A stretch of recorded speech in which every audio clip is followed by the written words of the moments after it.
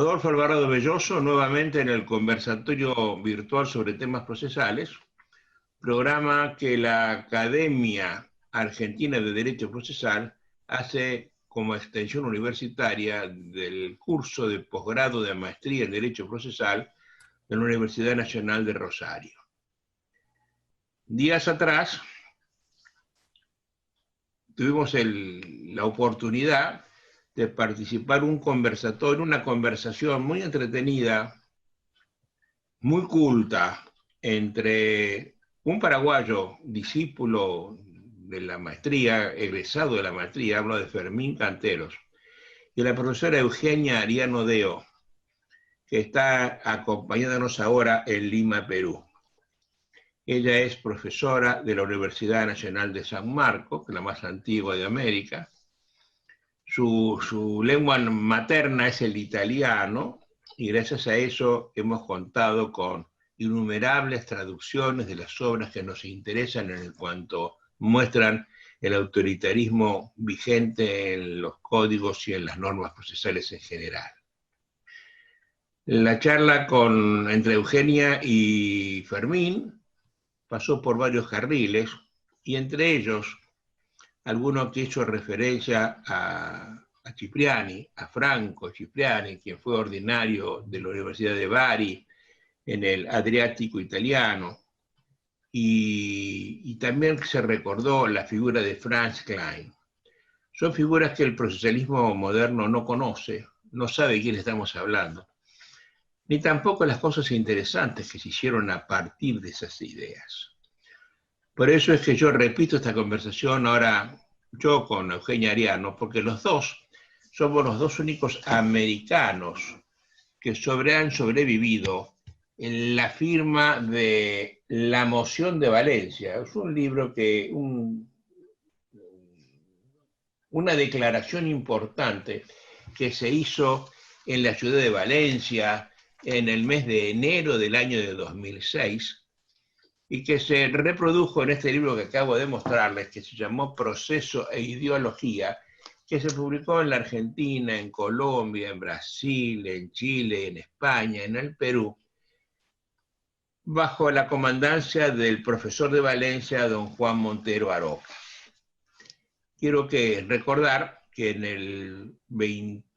a fines de enero, el 27 de enero de 2006, van a ser 15 años pronto, nos reunimos en Valencia a instancias de Montero, en la cátedra que él tenía en ese entonces en la Universidad de Valencia, Franco Cipriani, que era profesor en Bari, Girolamo Monteleone, que era profesor en Palermo, Italia, el profesor Correia de Mendoza, que venía de Portugal, y tres americanos. Federico Domínguez, a la sazón presidente de la Cámara de Casación Penal de la provincia de Buenos Aires, ya fallecido hace un par de años, Eugenia Ariano Deo, de Lima, Perú, y yo, quien habla en este momento. Allí tuvimos un encuentro muy, muy amable de gente que pensaba que el proceso de ese entonces, y sigue todavía, estaba preñado de ideas autoritarias, ideas que venían diciéndose que eran la modernidad, nada menos que de Franz Klein, que fue el ministro de Justicia, el guardasellos del Imperio Austrohúngaro, cuando Francisco José era el emperador, un señor que nació en 1854 en Viena y murió en 1926. Por tanto, era persona que vivía y todavía tenía importancia académica en los corrillos procesales en los años 20 y tanto y 30 y tanto, es cuando se pergeña todo esto que vamos a contar con Eugenia. Yo tuve la oportunidad en ese momento de conocerlo al profesor italiano, a Franco Cipriani, que además de procesalista fue un gran historiador del proceso. En España tuvimos otro historiador, en la Argentina no lo hay, en Perú creo que tampoco, pero él tuvo la visión de historiar todo esto y de documentarse acabadamente. y esa documentación la hizo yendo a Eur, que es una ciudad muy cerquita de la ciudad de Roma, donde está todo el material de los documentos guardados de la época del gobierno del Duce Mussolini, y sacó un trabajo al cual voy a referirme en la junta con Eugenia. Ella lo tradujo, y eso hizo una eclosión en América Latina. En alguna oportunidad, yo a Eugenia la conocí en ocasión de concurrir a un congreso procesal en la ciudad de Trujillo, en Perú, y no la conocía, y en el medio de una sesión que comandaba el entonces decano de la facultad, que era don Teófilo Hidrogo, quedé deslumbrado por una muchacha que arrasó con el discurso y con el público, cautivó, con una presencia y con una forma de decir las cosas, que no tuve más remedio que decirle, oiga, yo estoy maravillado con usted, porque además dijo cosas muy importantes.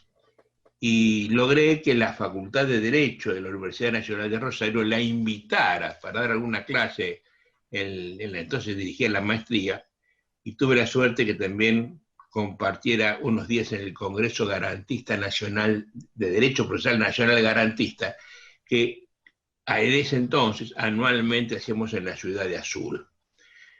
Y allí ella concurrió junto con Franco Cipriani, le sirvió de traductora. Cipriani no hablaba el castellano. Hicimos otra vez, se trabajaron estas ideas, pero a tal punto ellas cuajaron que 2 años después, en otro Congreso Nacional de Azul, concretamente el 14 de noviembre del 2008, ya sin la presencia de Cipriani ni la de Eugenia, unas 100 personas concurrentes al Congreso Nacional de Azul firmaron lo que se llamó la Declaración de Azul, que fue una reedición de la moción de Valencia, que fue la firmada por los primeros 7 iniciales que estuvimos en el año 2006. Y yo quiero que estas cosas se conozcan. Y ya salvando Eugenia y yo, no hay testigos presenciales de todo esto. Yo soy un hombre muy mayor, ella es una mujer joven, y no quiero quedarme yo afuera del mundo sin que haberla interrogado a ella de los pormenores de estas ideas, ¿no? Hola Eugenia, bienvenida nuevamente a este lugar de conversaciones. Siempre eres bienvenida a este lugar. Sabes que acá se te quiere y se te respeta y se te admira por el esfuerzo académico que venís haciendo desde tantos años, que me consta, lo he visto en Lima y en algún otro congreso que he participado en el Perú. Y quiero que conversemos a partir de las ideas de Klein. Quiero llegar a Grandi, quiero que la gente sepa quién fue Dino Grandi y cuál fue la influencia de todo esto en los códigos actuales, procesales de América Latina, inspirados en el Código Italiano del 40. Y para eso quiero que me recuerdes las obras que le hayas traducido a mi amigo Franco Cipriani, para que con esto empecemos a conversar. Bueno, le escucho cuál fue la primera traducción. Bueno, me ha sobrevenido muchos recuerdos, demasiados recuerdos. Sí, efectivamente somos los sobrevivientes, sobre todo este aspecto, en un periodo como el que vivimos, somos los sobrevivientes de la moción de Valencia, ¿no? Lamentablemente este año se cumplen 10 años de la desaparición de Franco Cipriani. ¿Qué hubiera pensado Franco Cipriani, ¿no? Eso siempre pienso eso, ¿no? De lo que se ve hoy. ¿Mm? ¿Qué cosa? Bueno, Cipriani un poco lo descubrí yo, debo reconocer, en eso sí reconozco que la autoría. Él era un profesor que escribía para Italia, ¿no? Y probablemente su artículo con mayor alcance internacional fue ese que le hice ver. Dice, cuando llegué por primera vez allí a su estudio en Rosario, cuando yo no podía creer lo que estaba viviendo, cuando después de nuestro encuentro allá en Trujillo, en el lejano, ya tan lejano, ¿no?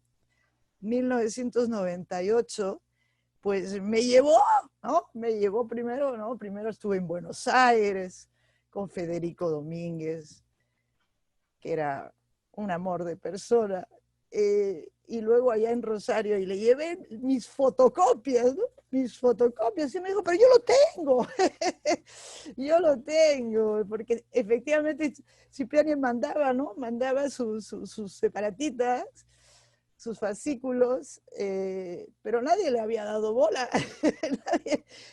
Yo me encontré con estos textos de Cipriani sin conocerlo, que realmente me cambiaron la vida. Usted me cambió la vida.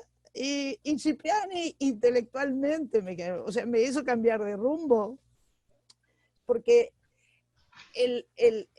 los artículos de Cipriani estaban pensados, los que se publicaban en la revista Diritto Processuale, a donde yo podía acceder mayormente, eran de derecho interno, ¿no? Eso es que no le importa mucho, no tenía mayor trascendencia. Pero sobre la ordenanza procesal de Franz Klein, que es del año 1995, ¿no? Él quería, luego me explicó que hizo muy rápido en escribirlo porque quería que saliera publicado en el centenario, ¿no? El centenario de la promulgación de la ordenanza austriaca, que era efectivamente del imperio austrohúngaro, que no hay que olvidarlo, ¿no? Porque muchas veces uno piensa en Austria, piensa que es la pequeña república de hoy, pero no, era el gigantesco y convulsionado en ese entonces imperio austrohúngaro, que se caía a pedazos, ¿no? Y que necesitaban controlar sus territorios. Bueno, y encontré con este artículo y que es el que le llevé, ¿no? Y es un poco el que desencadenó un poco este contacto luego que usted logró con Cipriani. Yo conocí a Cipriani por usted, ¿no? Allá justamente en Azul, en el segundo congreso, porque al primero él no pudo ir, y fue pues, me cambió la vida, ¿no? ¿Qué cosa traduje? Todo lo que pude, ¿eh?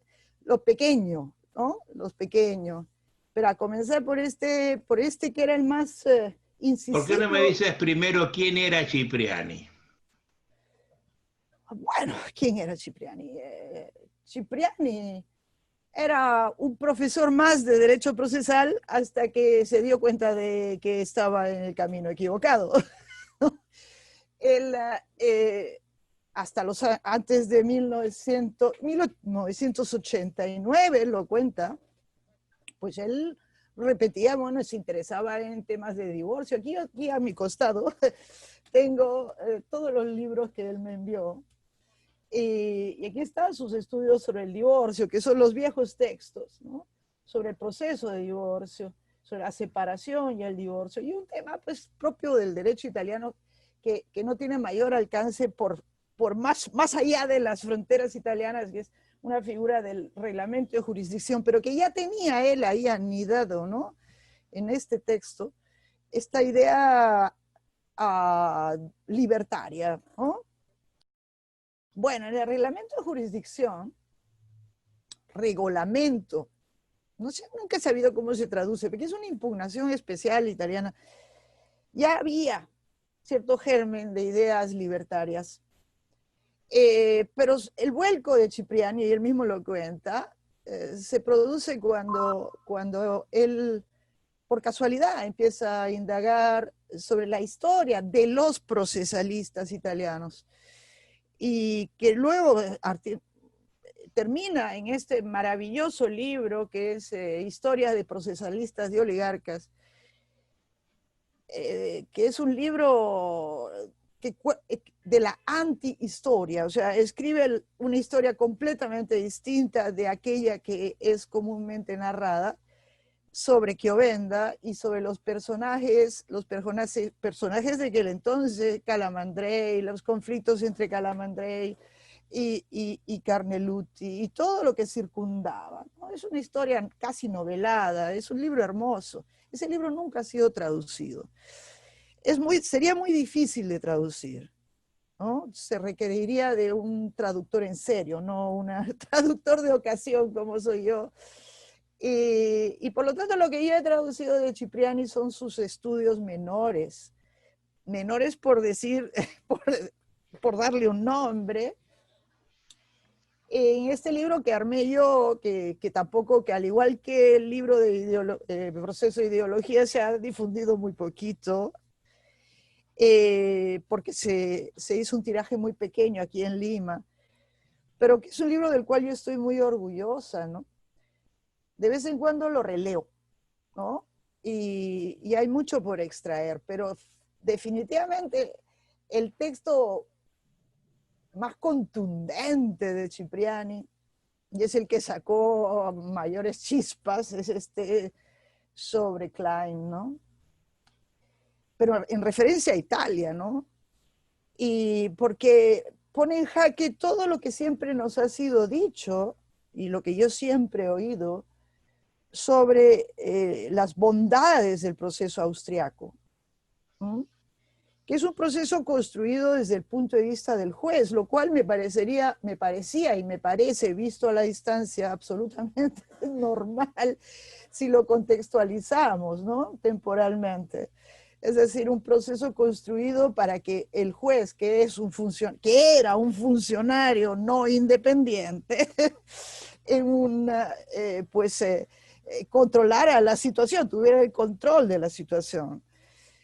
Yo entiendo estos procesos construidos desde el punto de vista del juez, de la autoridad, con estos poderes incisivos, en contextos como era pues, lo que puede ser el imperio austrohúngaro, lo que puede ser el régimen, un régimen,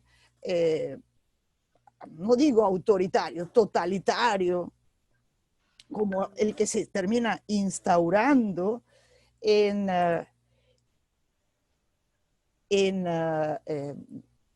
Era un régimen imperial, Eugenia, era, era régimen. obvio, Era obvio que tenía que ser así, sería raro que no fuera así. claro. Lo que es raro es que en regímenes democráticos se piense que esa es la salida. O sea, son las paradojas, ¿no? Esa es la paradoja. Que La explicación que yo me doy de eso es que cuando Italia en el 40, cuando se copia eso, con la gente que hizo el código y que al final le llevó el nombre de Dino Grandi, que era el guardasello, se inspiraron, era un gobierno autoritario, gobernaba el duce Mussolini, por tanto, autoritario para autoritario. Democracia no se, había ninguna. se jactaban de ser autoritarios. Es decir, para nosotros, en el 2020, y mucho tiempo atrás también, decir autoritario es un término negativo, ¿no? Es decir, es un régimen autoritario, o sea, lo vemos nosotros, al Mal. menos que tenemos el corazón demócrata, ¿no? Lo vemos como un calificativo negativo. Pero en cambio, estos regímenes de aquella época, pues se jactaban de ser autoritarios.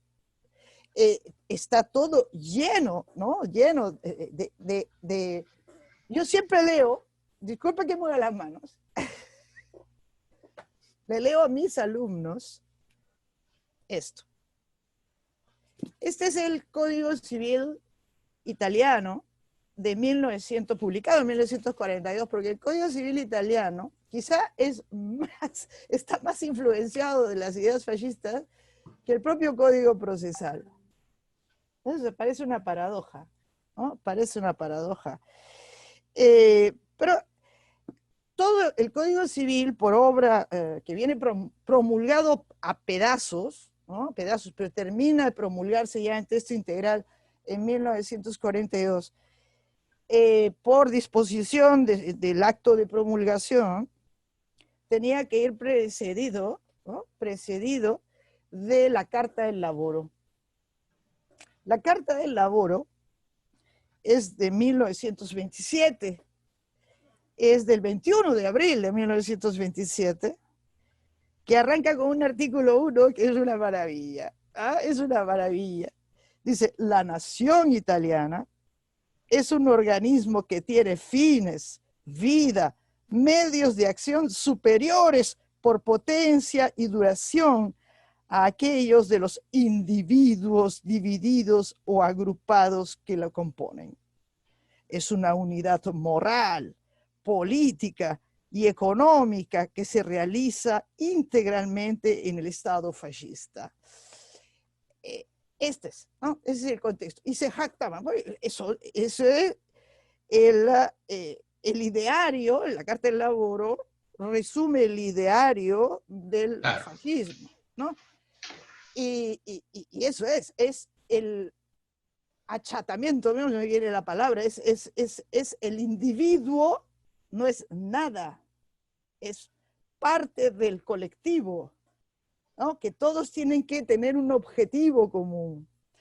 Se realiza, ¿no? Se realiza en el Estado fascista. Ese es el ideario. Esto fue hecho por Alfredo Rocco, que fuera ministro de Justicia. Y obviamente todo tenía que estar en línea con eso, ¿no? Claro, los historiadores discrepan sobre cuál ideología, o si hay una sola ideología fascista o hay muchas ideologías fascistas. De la misma manera, si hay una sola ideología nazi o hay varias.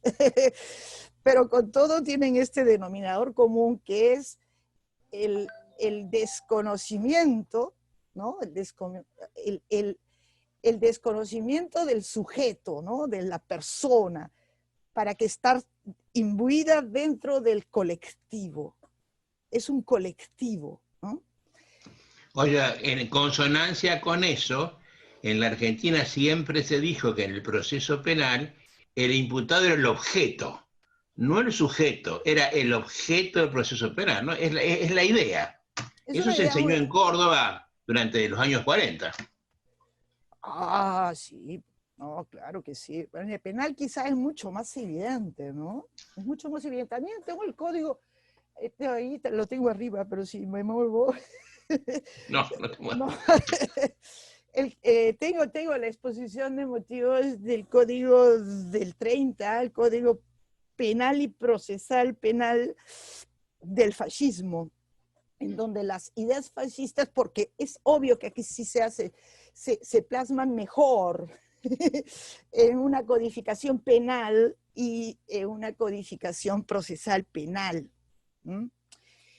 En cambio, el proceso civil, un poco que, incluso viendo el código que sale en 1940, no sé, en las propias disposiciones, digamos, no se nota tanto, no es tan notorio, ¿no? Pero es lo que sí, pues es en la exposición de motivos, pero definitivamente lo que tiene el código procesal italiano civil de 1940 es una compresión de los derechos de las partes, en desmedro de un aumento, ¿no? Un aumento, pero que no llega tanto como, por ejemplo, el Código Peruano, ¿no? El Código Peruano es terrible. Es terrible en términos de poderes para el juez. O sea, Oye, el juez a ver, italiano tiene menos hago una poderes, ¿eh? digresión para atrás, que es importante para que la gente vaya siguiendo el hilo de la conversación. El Código Penal italiano fue un código penal y procesal penal, de fondo y de forma. No, son dos. Pero de cualquier forma, la idea es la misma. En el mismo momento. Porque para Italia el proceso penal no era una garantía de libertad, sino que era una forma de hacer política criminal, como sigue hasta ahora. Quiero que sepas, por ejemplo, que en la ciudad de Buenos Aires, en la Universidad Nacional de Buenos Aires, del año 1983, la asignatura de Derecho Procesal Penal ha desaparecido como tal y se estudian las dos últimas bolillas de un programa de 30 y tantas de la materia penal 2, que era materia penal especial. Es decir, y hay mucho, penalistas argentinos que insisten que el proceso es un medio para hacer política criminal. Todo lo contrario a lo que dicen nuestras constituciones, que nos muestran como garantía de libertad. En esa tónica, el proceso civil no es cuestión de partes, sigue siendo cuestión de autoridad. Y las partes Sí. seguirán siendo el objeto del estudio de todos ellos, ¿no? Sí, bueno, digamos, la visión menos intensa es que el proceso civil sirve para la realización del derecho objetivo, ¿no? Digamos, la versión, digamos, menos intensa de una visión absolutamente autoritaria, ¿no? Vertical, y no pensado como ser un instrumento de tutela de las situaciones, de los derechos nuestros, ¿no? Claro, es una visión de la vida, pero esta visión de la vida, en donde el proceso es un instrumento del Estado, ¿no? Con sus diversas coloraciones, se entiende en esos regímenes que son absolutamente simplemente autoritarios, simplemente autoritarios, como podía ser el Imperio Austrohúngaro, o peor, totalitarios, ¿no? ¿no? Totalitarios, como pretendía ser el fascismo, O la como, Alemania nazi. o como era la Alemania nazi. Era la Alemania nazi, ¿no? Y eran los regímenes comunistas, ¿no? Lo eran. ¿Por qué? Porque es un achatamiento, un aplanamiento, ¿no? No sé si es la palabra correcta, de la persona. O sea, la persona no... Oye, el Código Procesal de la Unión de las Repúblicas Rusas Soviéticas del año 1917 tiene la misma tónica, está inspirado también en Franz Klein, ¿no? Sí, pero es sensato que así sea. Es que no podría ser de otra manera. Es eso. O sea, que yo no sé cómo es en China, no sé cómo es en China hoy, no tengo idea, tengo que indagar. Pero digamos, en estos regímenes no podría ser de otra manera. Pero que esto ocurra en regímenes democráticos es algo que yo no entiendo, no termino de entender. ¿Por qué construir, por qué? O sea, ¿por qué construir un proceso desde el punto de vista del juez, apoderando, dándole poderes, ¿no? Porque es la única manera de lograr su fin, que vamos a ver cuál es, eh, en regímenes democráticos como son los de la posguerra, que están inspirados exactamente en lo opuesto de aquello que se proclamaba en el Carta del Laboro. Si uno compara, por ejemplo, por estar a Italia, entre la Carta del Laboro y el artículo 1 de la Constitución italiana, la Constitución italiana es una constitución que es de reacción al fascismo y es una constitución que construye la base, ¿no?, de la república sobre la persona. ¿Ah? O sea, son estas constituciones reacción, pero esto no repercute sobre las concepciones del proceso. O sea, ¿cómo puede uno tener una constitución como lo proclama la mía, ¿no? En donde pone a la persona es el centro de todo, el Estado existe para las personas, y luego esto mágicamente desaparece tratando del proceso civil? Eso para mí es mi gran duda. Entonces, ¿será porque el proceso civil no le interesa más que a las partes y al Estado, si es que sea lo que fuere, le interesa muy poquito el proceso civil? Y es un fastidio, ¿no? Hay también eso, hay parte en los estados, digamos, de hoy, no totalitarios, ¿no?, esta idea de que están desperdiciando recursos con el proceso civil. Que eso es lo que, desde mi punto de vista, es un tema que está ahí en mi investigación, lo ocurrido en Inglaterra, en el Reino Unido, ¿no?, que se dieron una normativa a partir del año 1999, que podemos llamarla kleiniana, de construir, de empoderar a los jueces, de quitarle poder a las partes, a los abogados que siempre han sido poderosísimos en el mundo anglosajón, y empoderar a los jueces. ¿Para qué? Pero la idea de fondo de lo que trato de entender, porque se me hace difícil de entender, es ver que el proceso civil para el Estado es un gasto que tiene que limitar, ¿no? Y por lo tanto las partes tienen que colaborar para resolver rapidito y que para desembarazarse lo más pronto posible del asunto.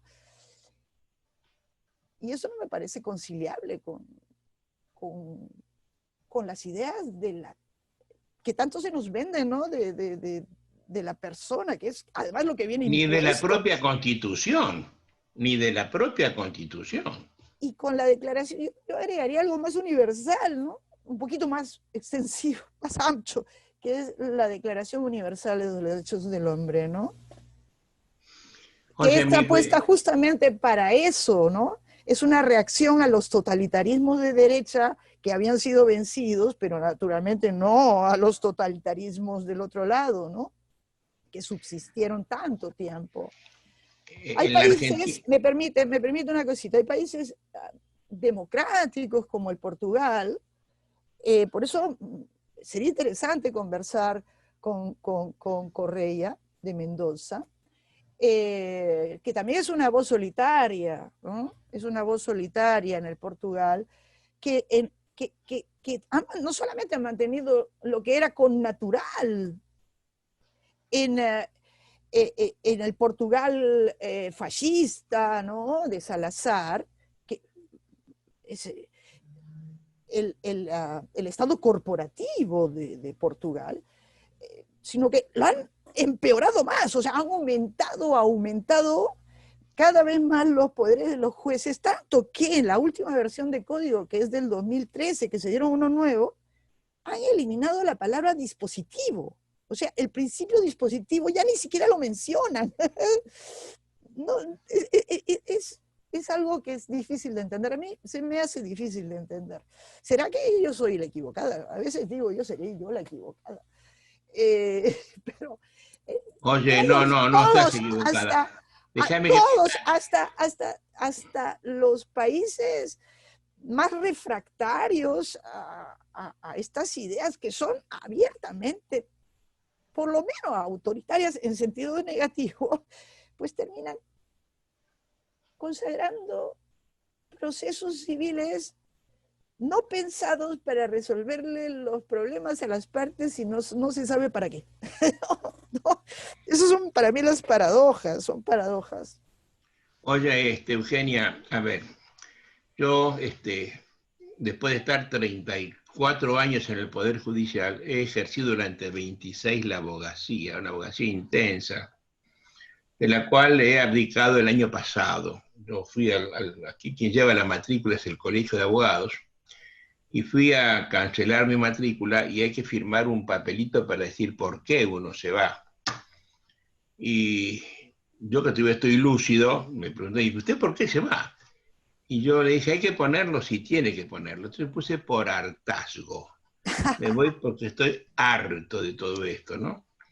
Y estoy harto de que la gente esté en contra de la abogacía.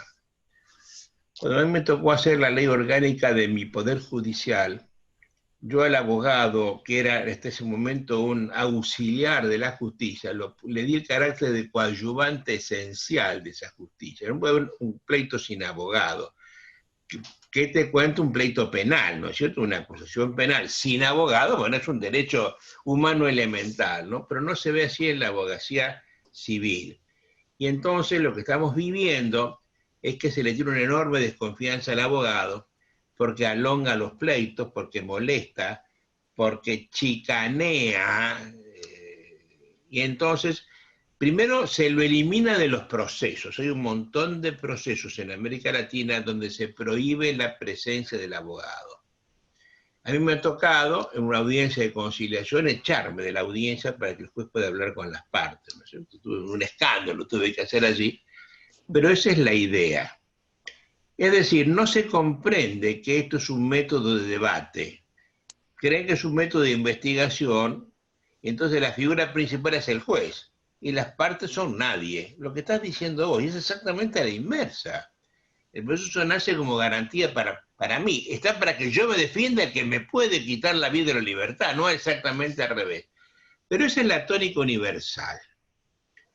Yo, cuando conocí el Código del Perú, tuve una charla el otro día con Raúl Canelo en este lugar de conversaciones, y él me contó prolijamente cómo se armó el Código de Perú, quiénes estaban presentes en la comisión redactora, quién tomó la voz cantante, y él me contó que se enamoró de estas ideas que después, de las cuales después, por supuesto, abdicó. Hoy quiere hacerse un harakiri con este código porque ahora lo sufre, ¿verdad? Pero hay gente que sigue hablando bien de ese código.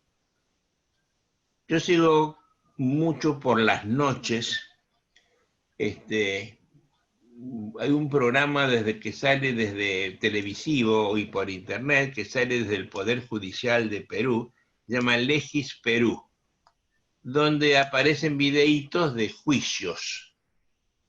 Y estoy azorado con lo que pasa en el Perú, porque he visto dos cosas: las discusiones terribles que hay entre los jueces retando a los abogados, porque están con sacos, porque están sin corbata, porque están peinados, porque están hablando, porque están... Es una cosa de loco. A cada rato una discusión, pero cerval, terrible.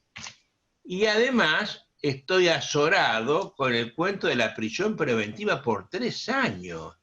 Decretan Bueno, prisiones preventivas por 36 meses. Es decir, yo estoy preso para ver si puedo estar preso, y me meten 36 meses para ver si yo debo estar preso o no. Es decir, hay un desmadre total con la Constitución, y me parece que nadie entiende la ideología que está detrás de todo eso. ¿Cómo vivís vos todo ese problema peruano? no, problema Sobre todo con peruano. la prisión preventiva, eso de los No, 36 meses. no, sí, sí, sí. No. El Código Procesal Penal, que es del año 2004, debía haber sido una, un haber consagrado un regresar al proceso como instrumento de garantía, ¿no? Como garantía. Y, haber transformado al juez en ese tercero que debe ser, ¿no? Pero esto se ha mostrado ilusorio, porque si hablamos de lo penal, sobre todo en el campo que en los últimos años se ha desarrollado, que es este problema en donde se involucra políticos, ¿no? Por el tema de la corrupción de Odebrecht.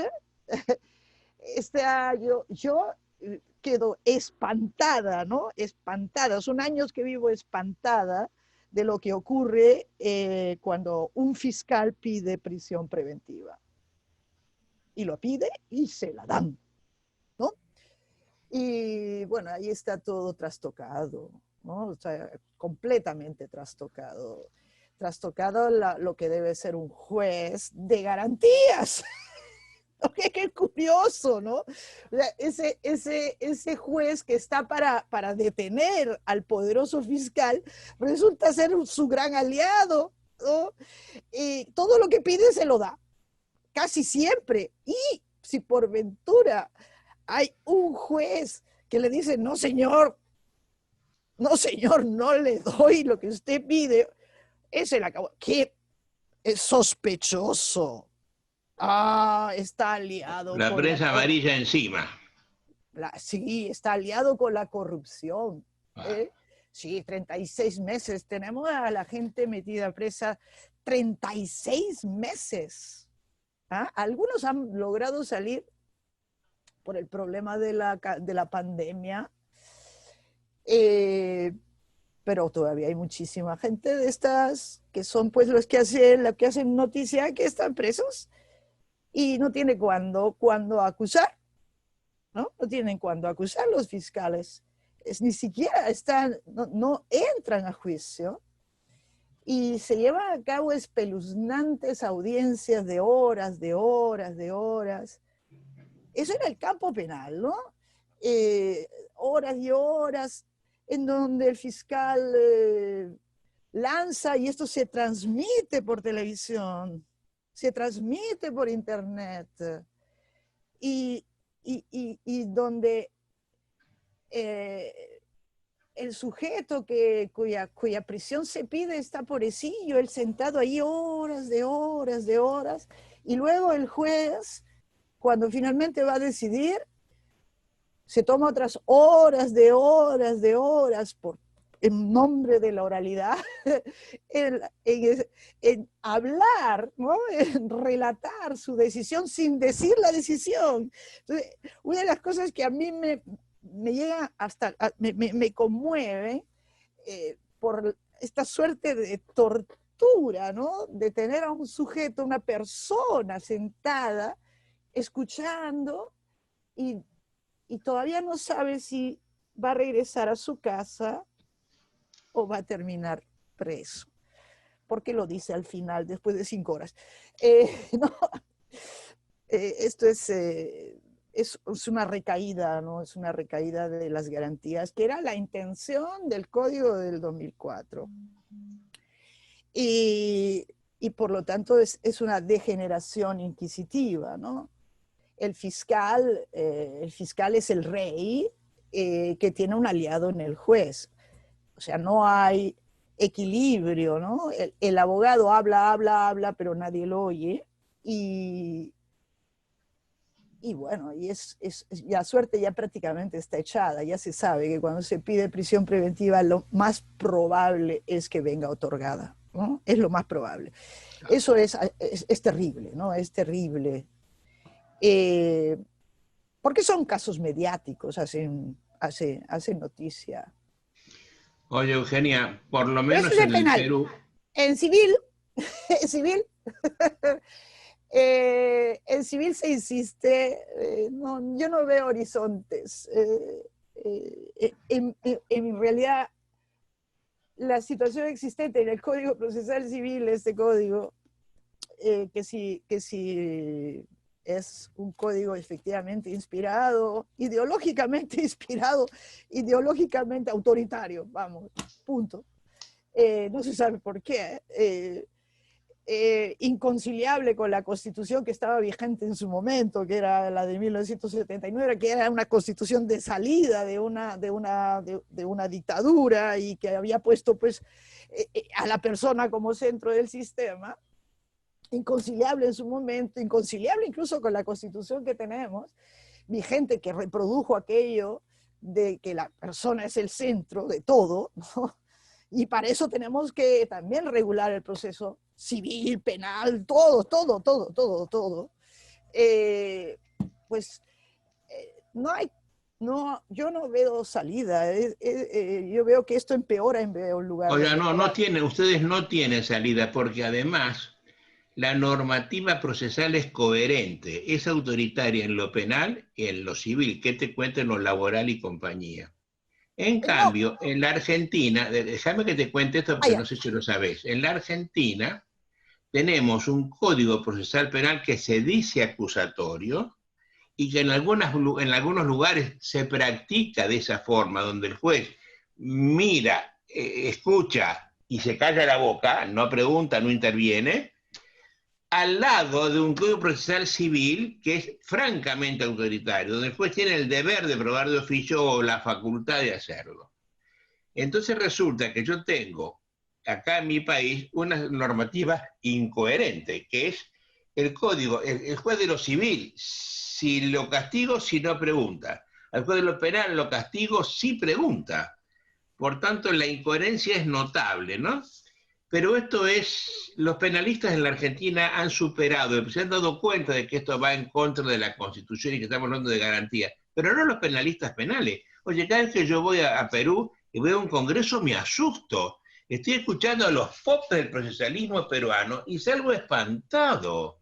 Salgo hasta con miedo de que con las cosas que yo digo vaya preso.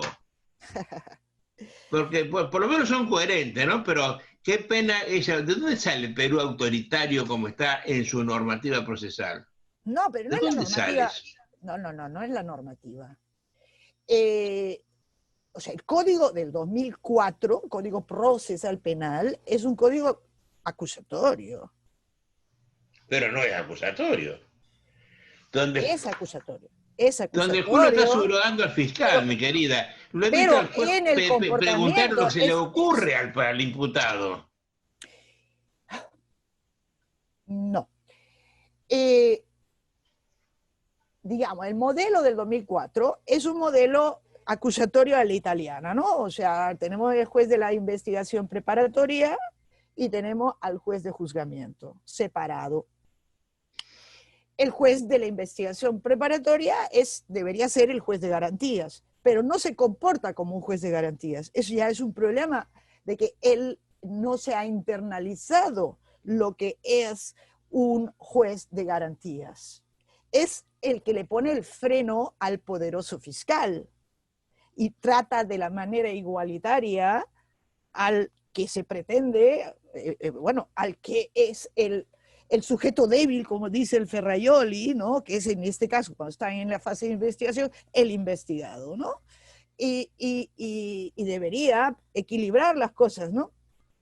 Eso lo hacen formalmente, pero en realidad sigue siendo el viejo aliado, el viejo juez instructor en el Perú desde 1979, que se estableció que el titular de la silla de acción penal era el Ministerio Público, terminó con el modelo inquisitivo que teníamos del Código de 1940 en penal, pues habiendo el juez instructor y el fiscal, los dos contra el instruido, no, contra el instruido, los dos. Y bueno, y esa mentalidad subsiste. O sea, el viejo juez, el juez de las investigaciones preparatorias se siente el viejo juez instructor, ¿no? Se siente el juez instructor que está allí para proteger a la sociedad. Y entonces un poco es eso. Pero digamos, lo que ha ocurrido es que se dieron normas especiales para los procesos anticorrupción. Y eso de los 36 meses, porque lo han ido aumentando cada vez más, llegando a los 36 meses de prisión preventiva para los llamados casos complejos. Entonces, un fiscal pide, ¿no? Pide la prisión preventiva por 36 meses y generalmente se lo dan. Y luego, bueno, él sigue investigando, ¿no? Y en el entretanto, el pobre está refundido en una prisión, sin escapatoria. Eso es terrible. Eso es terrible. Lo de la prisión preventiva es terrible. En este sector, ¿no? En el sector de los delitos de corrupción. Eso es una reacción frente al escándalo, obviamente, de la corrupción, de la gran corrupción. ¿Cómo se entiende? Se entiende por el contexto en el que estamos, pero eso es una degeneración del modelo. El modelo pero lo vivimos, pero lo vivimos. Digamos, Lo el modelo vivimos. estaba bien caminado. Y debo decir que el modelo todavía no está vigente en Lima, ¿eh? Sí, lo sé. Está Sí, lo sé. vigente en todo, casi todo, yo creo que ya todo el territorio peruano menos Lima, que es donde Oye, mayormente. Eugenia, estas charlas me gustan que son desorientadas, salimos, vamos, venimos. Sí, Yo las llamo ligeramente desorganizadas, pero con un hilo conductor, ¿no? Yo quiero volver a Cipriani, quiero a ver que me cuentes si sabes cuál fue las consecuencias de la aparición en Italia de ese artículo. ¿Cómo lo tomó la procesalística italiana del momento cuando él salió con el centenario de Klein? lo Porque ignoraron, hizo... lo ignoraron. En Italia lo ignoraron. Y, Sí, claro. Quedó como un artículo más en una revista. Lo ignoraron. ¿Por qué? Porque existe el mito Klein. El mito Klein. No sé por qué existe esta fascinación por Klein. ¿Ah? Por oye, el pero a mí me proceso ha de Klein. contado Cipriani, comiendo en Bari, que había gente que se le cruzaba de vereda para no saludarlo. Sí, sí, claro, no, sí. Aparte de El ignorarlo, profesor Verde, por ejemplo, lo veía y se cruzaba de vereda. Hacían ostensiblemente que no lo saludaban. O sea, no solamente lo ignoraron al texto, y lo ignoraron a él. Lo ningunearon, diríamos nosotros, ¿no? sí, Perdió su categoría de ordinario de Bari frente a los no. demás. Bueno, sí, eso sí. Pero, digamos, la repercusión la hemos hecho nosotros. La hemos hecho nosotros y esa es nuestra tarea, ¿no? Porque dice cosas tan sensatas. Es que ese trabajo es tan sensato. ¿Cómo no lo pude haber pensado yo? ¿No? Porque uno se deja llevar. Pero es que existe el mito de Klein, es un mito, y usted sabe lo que ocurre con los mitos. Uno ataca el mito y todos se desconciertan, y entonces prefieren negarlo, ¿no? Y esto ha pasado incluso después de su muerte, ¿no? Después de la muerte, esta, esto de que el proceso kleiniano es un proceso construido desde el punto de vista de la autoridad, que es innegable, lo que es innegable, ¿no? Pero que sea la fórmula para resolver los problemas de la justicia civil, eso es lo que Cipriani ponía en cuestión. No es así como se resuelven los problemas, no es aumentando los poderes del juez, no es haciéndolo un poderoso sin posibilidad de que las partes puedan hacer nada frente a sus decisiones. Lo que a mí me acercó muchísimo a Cipriani fue su ardorosa defensa de las impugnaciones pensadas para las partes, ¿no? Porque uno de los tópicos que siempre todos estos, todo la masa de procesalistas menciona es que las impugnaciones, los medios de impugnación, los recursos, como querramos llamarlos, pues son medios de dilación que usan estos fastidiosos abogados, no simplemente para dilatar y no verlos como una garantía para el pobre que sufre una decisión, que son un instrumento fundamental en donde se va a otro juez, a otro cerebro, ¿no? Que puede ver las cosas de otra manera. Eh, y entonces, bueno, él fue ignorado, ignorado, ha tenido poca repercusión, e incluso a mí me dolió mucho un profesor que luego terminó también él muriendo, que es Nicola Picardi, terminó diciendo, él, Picardi, que es el que Picard era Nicola Picard, estaba en la Sapienza di Roma, ¿no? se él que manejaba las categorías de su hermano, su amigo, ¿no? Su compañero de aventuras procesales, que era Giuliani, ¿no? Que es el que creó las categorías. Giuliani era pues un lógico, ¿no?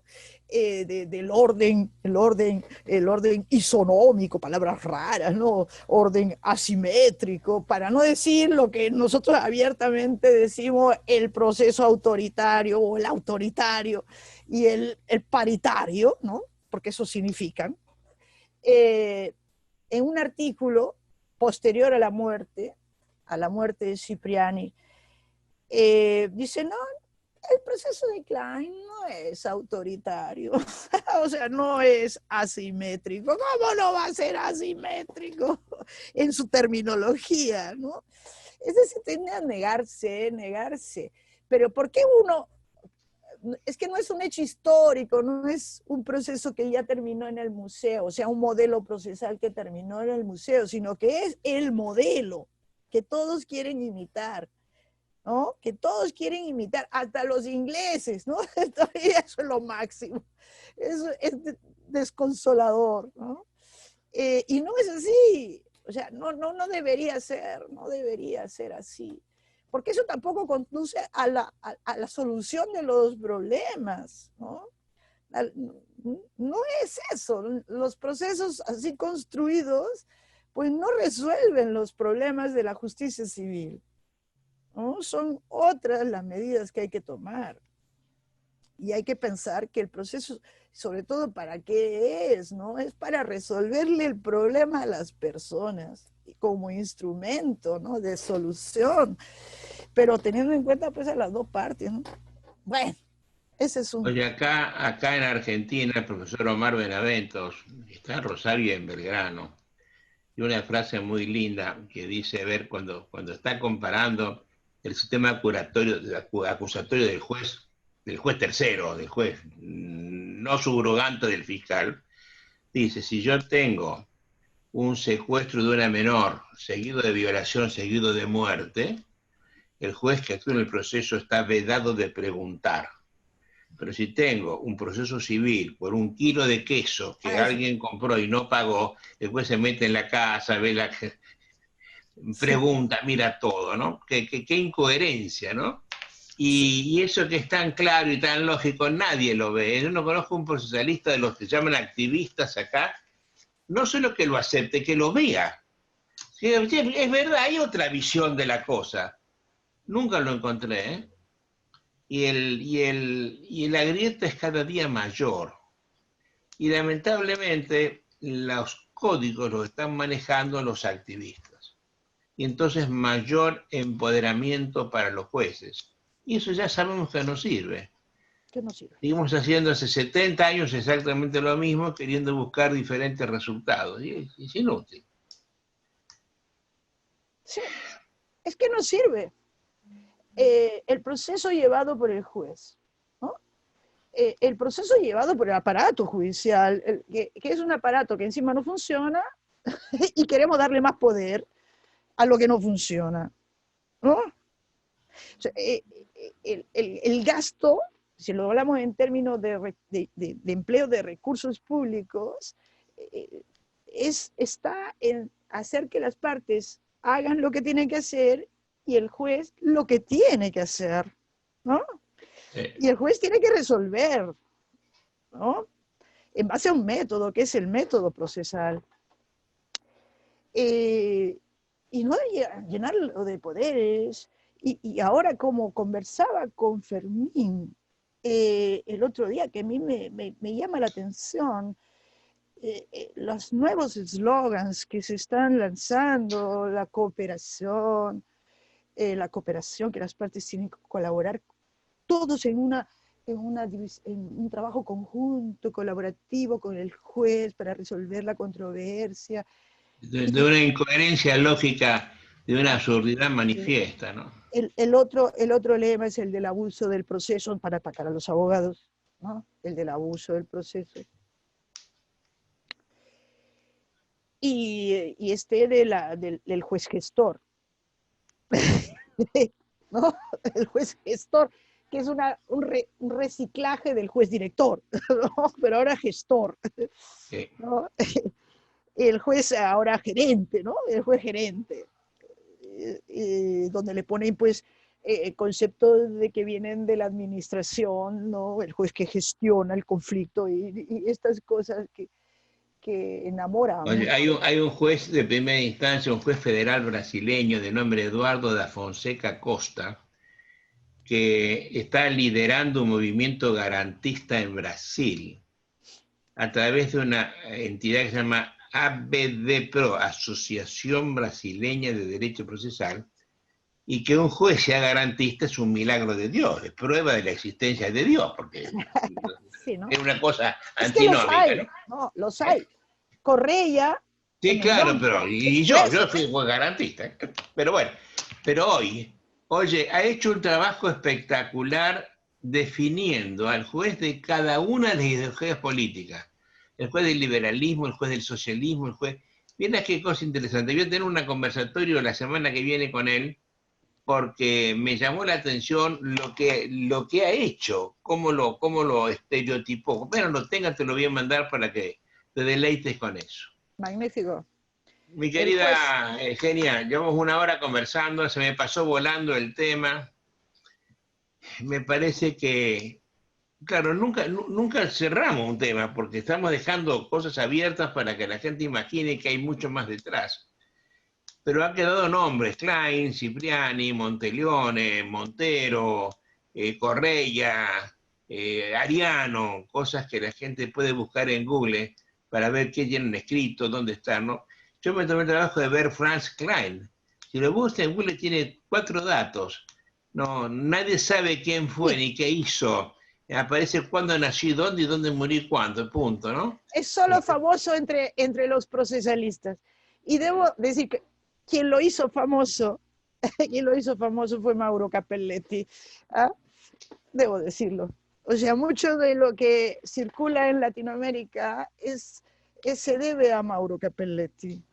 Que le A hizo Mauro. un daño al derecho procesal del cual nunca hemos podido Exacto, salir, ¿no? exacto, exacto.